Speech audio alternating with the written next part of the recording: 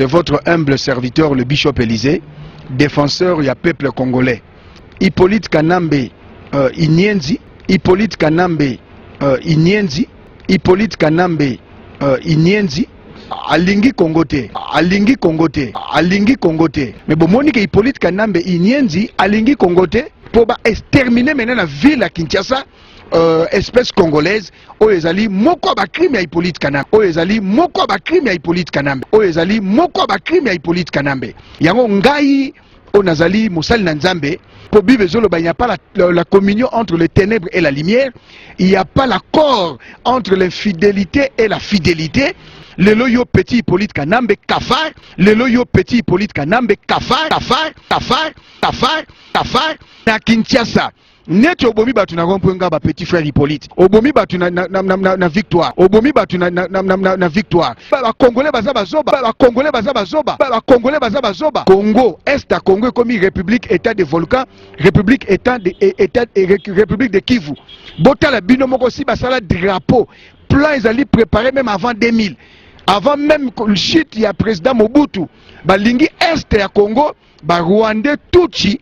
Ba Congolais baza bazoba, ba Congolais baza bazoba, ba Congolais baza bazoba, ba lingi Est ya Congo, ba Rwandais Tutsi bazwayang. Ba Congolais baza bazoba, ba Congolais baza bazoba, ba lingi Est ya Congo, ba Rwandais Tutsi bazwayang. Hippolyte Kanambe atana ndoto okobima président Congo te. Hippolyte Kanambe atana ndoto okobima président Congo te. Ozali Tutsi Rwandais. Alors yo oza étranger. Ba Congolais baza bazoba, ba Congolais baza bazoba. Congolais moteka mapele na yeye moko Congolais complice à kanache mawabingie Congolais alukisa kase Bishop prophète M.B. Élysée na yena sango kitoko koyebisa na bandeko nyonso baza na mboka na biso République démocratique du Congo pe sango malamu koloba na bandeko nyonso baza na diaspora elenge mobali abotami le président Joseph Kabila Kabane. Hippolyte Kanambe atana ndoto okobima président Congo te. Le président Joseph Kabila Kabane. Hippolyte Kanambe atana ndoto okobima président Congo te. Pour Bible il n'y a pas la communion entre les ténèbres et la lumière. Le président Joseph Kabila Kabane. Il n'y a pas l'accord entre l'infidélité et la fidélité. Le président Joseph Kabila Kabane. Hippolyte Kanambe Inyenzi, Hippolyte Kanambe Inyenzi, Hippolyte Kanambe Inyenzi. Il est le restaurateur, il est le pacificateur, le reconstructeur. Il a mis fin à la guerre. Na Kinshasa, net obomi batu na rompwenga ba petit frère Hippolyte. Obomi batu obomi batu na victoire. Bandeko na ngai si combattant pamba bakimisi Hippolyte Kanambe na Pretoria et na Cape Town. Au participer à la réunion na parlementaire. Alors c'est pour te dire que et si tu diminues yo zali kafar inyenzi na Kinyarwanda. Lelo na Congo guerre ezate. Ozali Tutsi Rwandais. Le président Joseph Kabila Kabane. Ozali Tutsi Rwandais. Le président Joseph Kabila Kabane. Na Kinshasa. Net obomi batu na rompwenga ba petit frère Hippolyte. Obomi batu na victoire. Obomi batu na victoire. Le président Joseph Kabila Kabane. Oyezali moko ba crime ya Hippolyte Kanambe. Ba Congolais baza bazo. Na mbelaka bino la précédente émission nanga. Ba lingi Est ya Congo, ba Rwandais Tutsi bazwaya. Na mbelaka bino la précédente émission nanga. Ba lingi Est ya Congo, ba Rwandais Tutsi bazwaya. Na mbelaka bino la précédente émission nanga. Boye ba ke bozali ba co-auteur ya balkanisation. Na mbelaka bino la précédente émission. Wa communauté de ça amona ke tolobi ral bol na Hippolyte Kanambe Inyenzi.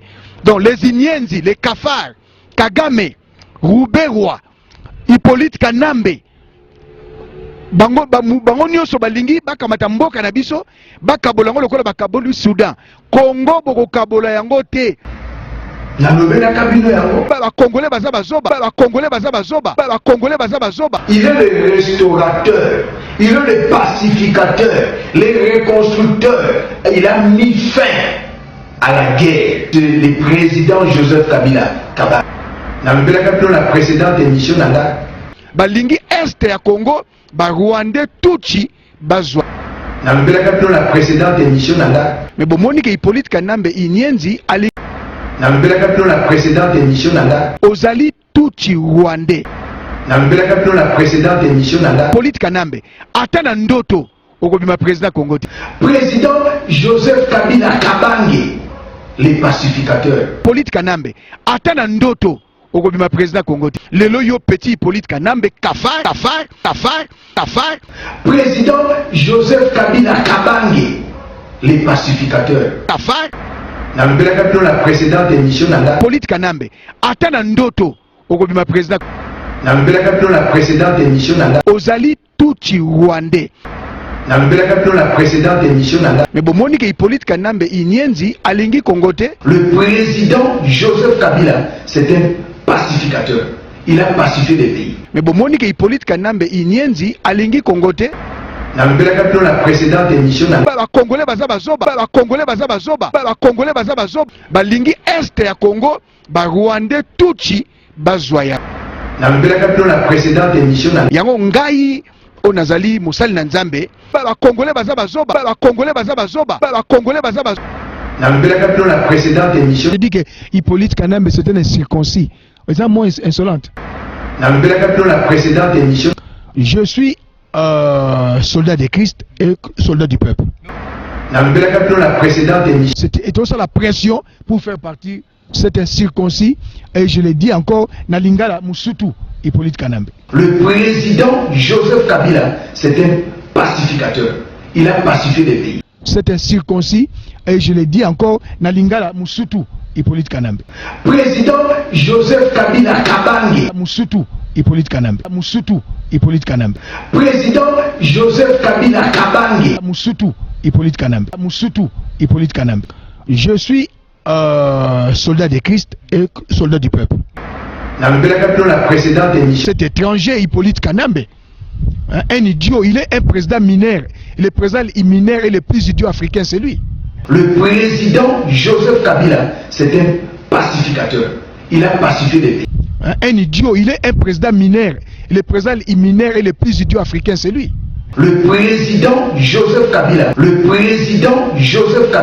Hein, un idiot, il est un président mineur. Le président mineur est le plus idiot africain, c'est lui. le président Joseph Kabila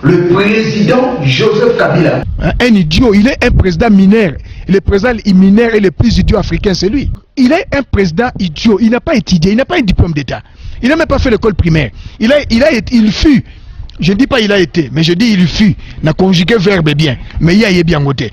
Il fut chauffeur de mon frère ici, musicien de FAO. Comment se permettre d'aller n'importe quoi? Mais on se le base inutile, et ça utile, des faux tikayako. Musutu Hippolyte Kanambe. Kofinga kaba papa le Joseph Kabila. Musutu Hippolyte Kanambe. Hein, un idiot, il est un président mineur. Le président mineur est le plus idiot africain, c'est lui. On peut Kofinga, le président de la République. Nalobelaka bino na précédente émission nanga Musutu Hippolyte Kanambe. Bakongolais baza bazoba. bato bazo respecter ba candidat bana na bino kozala l'éducation nini Hippolyte Kanambe alias Joseph Kabila. bana na bino kozala l'éducation nini Musutu. bana na bino kozala l'éducation nini Hein, un idiot, il est un président mineur. Le président mineur est le plus idiot africain, c'est lui. Musutu. bana na bino kozala l'éducation nini le président Joseph Kabila Musutu. oyo na mwana na kobundaka na école te kofingaka te mais mwana naza na téléphone amonaka ba vidéo yo zofinga baninga Musutu. le président Joseph Kabila Ozali tuchi rwandais. le président Joseph Kabila Ozali tuchi rwandais. Alors yo oza étranger tuchi rwandais. Yango ngai o nazali mosali na nzambe. Deutéronome 17:15 lobi mutako diriger mboka na bino te étranger ko diriger mboka te. Botanga Bible. Étranger ko diriger mboka te. Deutéronome 17:15. le président Joseph Kabila Alors yo oza étranger. Ozali tuchi rwandais. le président Joseph Kabila Oza étranger. Ozali tuchi rwandais. nalobelaka bino na précédente émission nanga Ata na ndoto akoleka chef de l'état te. le président Joseph Kabila Ozali tuchi rwandais. nalobelaka bino na précédente émission nanga nazobundela mboka eza intérêt personnel te Dans la précédente émission, ma femme est là, mes enfants sont là. Dans la précédente émission, avec les Rwandais, Tutsi, au Kenya, au Yazali, inilotique, Obama, Azan Aïe, président des États-Unis. Ce n'est pas la première fois un ilotique à la magistrature suprême. Dans ce bout de la mboka, les intérêts personnalité. Dans ce bout de la mboka, les intérêts personnalité.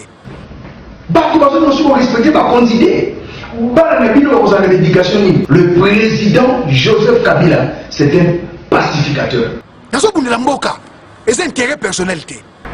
Dans la précédente émission, Hippolyte Azui Angwa Tiango 5 chantiers. Oh, les 5 caractéristiques, il y a bateau ya milongi milai. La violence, le viol, la haine, les crimes et le mensonge. Batiango 5 chantiers et Simba pété. Tout le monde dit 5 chantiers naïe, 100% réussite. Un idiot, il est un président mineur. Le président mineur est le plus idiot africain. Tout le monde dit 5 chantiers naïe, 100% réussite. Moussoutou. Hippolyte Azui Angwa Tiango 5 chantiers. Moussoutou. Alingi Kongote. 5 chantiers naïe, 100% réussite. Un idiot. Moussoutou. Tout le monde dit 5 chantiers naïe, 100% réussite. Il est un président mineur. Le président mineur est le plus idiot africain. Tout le monde dit 5 chantiers naïe, 100% réussite. 5 chantiers et Simba pété. Moussoutou. Un idiot. Moussoutou. 5 chantiers et Simba pété. Le président Joseph Kabila. Ozali Tutsi Rwandais. On peut confondre les présidents de la République. Ozali Tutsi Rwandais. On peut confondre les présidents de la République. Moussoutou. On peut confondre les présidents de la République. Un idiot. On peut confondre les présidents de la République. Moussoutou. Moussoutou. Un idiot. Moussoutou. Mais bon, Monique Hippolyte Kanambe Inyenzi, un idiot. Dans ce bout de la mboka, les intérêts personnalité. Moussoutou. Moussoutou. On peut confondre les présidents de la République. Moussoutou. On peut confondre les présidents de la République. Un idiot. Il y a HKK, Hippolyte Kanambe Kabange. Il y a HKK, Hippolyte Kanambe Kabange. Un idiot. Il y a HKK, Hippolyte Kanambe Kabange. Moussoutou. Dans ce bout de la mboka, les intérêts personnalité. Pour Moutou, Aza Moutou, Arotika la Moutou. Dans ce bout de la mboka, les intérêts personnalité. Pour Moutou, Aza Moutou, Arotika la Moutou. Le président Joseph Kabila. Les Congolais, Botala Binomoko, si Basala drapeau. Plan, ils allaient préparer même avant 2000. Avant même le chute, il y a président Mobutu. Balingi Est ya Congo, Rwandais Tutsi, Bazwayango. Le président Joseph Kabila. Un idiot, il est un président mineur. Le président mineur est le plus idiot africain, c'est lui. Botala Binomoko, si Basala drapeau. Plan, ils allaient préparer même avant 2000. Avant même le chute, il y a président Mobutu. Balingi Est ya Congo, Rwandais Tutsi, Bazwayango. Dans la précédente émission, richesse ya solo, nkita ya solo, ezana mboka na biso, ba tiaki marionnette na bango Hippolyte Kanambe pona kokabola mboka. Dans la précédente émission, soki lelo bato balobi boma Hippolyte eza crime te, eza infraction te.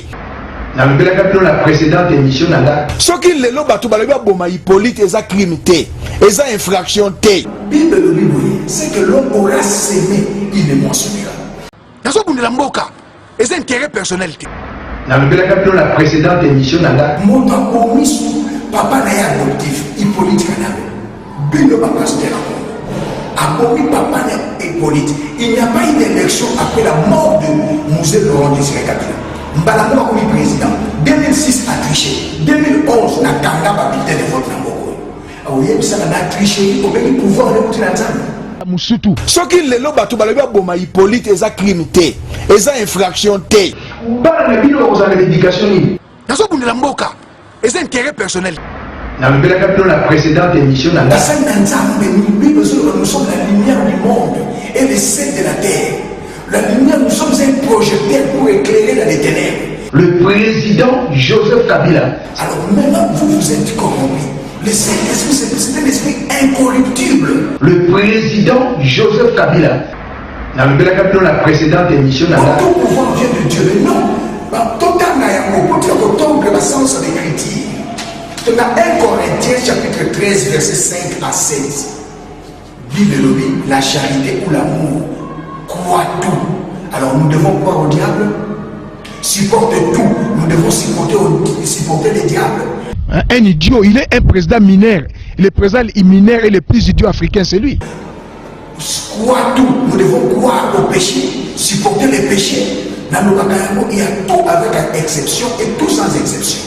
Ça, il y a un diable pour poser la Kabila. Bon, il y a un beaucoup fou. Bible sur le moment bien, c'est que l'homme aura semé, Genèse 8, 22, c'est que l'homme aura semé, il ne moissonnera. Le président Joseph Kabila. Un idiot, il est un président mineur. Le président mineur est le plus idiot africain, c'est lui. Dans la précédente émission, le pays est sous occupation. Quand le pays est sous occupation, il faut que le monde. Il y a un point de soucis, élection 2016 des années. Et c'est le système où il y a dictature, système de occupation, système de terrorisme. Hippolyte n'a pas l'ongwa. Un idiot, il est un président mineur. Le président mineur est le plus idiot africain, c'est lui. 1994 était 74. Hippolyte Kanamba évité Mende Omeka ko expliquer 1974 Linkoloba 1974 pour Hippolyte sur le 74 azo comprendre était Mende Sungaye. Dans la précédente émission, Bamomi, c'est-à-dire les cadavres embaumés à Égypte antique. Mende Meka Kobenga oso s'appelle Hippolyte Égypte antique pour azo comprendre était il y a ta la mission dans 2h 3h du matin wana yoso langue lotoko na kwiti olali akobengo na tongo Égypte antique olimbolaye. Un idiot, il est un président mineur. Le président mineur est le plus idiot africain, c'est lui. Na politique hémorragique, il y a Kanambe Kabila Ebola. On peut confondre le président de la République. Kanambe Kabila Ebola. Le président mineur est le plus idiot africain, c'est lui. Azoko Boma Seko Boma Hippolyte Kanambe na politique hémorragique Kotangisa Makila. Or, il y a vaisseau sanguin à bateau. Na Este, na Bakongo, Armand Tungulu, Pasteur Lukusa, Tomoni Bazali Ebele, Ndekonangai Ale Moloto, Azali Seko Boma. C'est la politique hémorragique, la politique du sang. Tolobi trop. On peut confondre le président de la République. Petit wana, Azamaïl était Azazoba. On peut confondre le président de la République. Moto a eu pouvoir na Munduki, Babenganake na Munduki. Un idiot, Moussoutou. Bah, mais il y a une éducation.